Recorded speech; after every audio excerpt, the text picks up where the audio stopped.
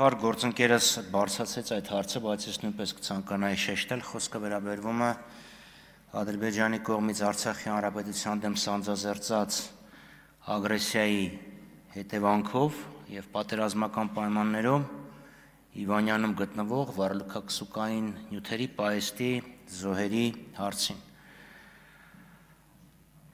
Կան անհետ զոհեր, մարդկանք, ովքեր ում մասունքները դեռևս չեն հայտնաբերվել, եւ կան մարդիկ, ովքեր ում մասունքները նույնականացվել են, հայտնաբերվել են, բայց այդ ընտանիքները թքի նախարար, եթե դժվար չի ձեր ուշադրությունից մի քանի րոպե հատկացրեք ինձ, էլի։ Եվ եթե կարելի է այդ հարցին կարողանանք անդրադառնալ, որովհետեւ զոհերը 230 հոգի, զինվորական եւ քաղաքացիական, փաստորեն պետության ուշադրությունից զերծ են մնացել։ Կա վերաքննիչ դատարանի որոշում, որ հստակ նշում է, որ զոհերը պատերազմական պայմանների հետևանք են, չլիներ պատերազմը մարդիկ չէին զոհվի, բայց մարդիկ ոչ փոխհատուցում են ստացել,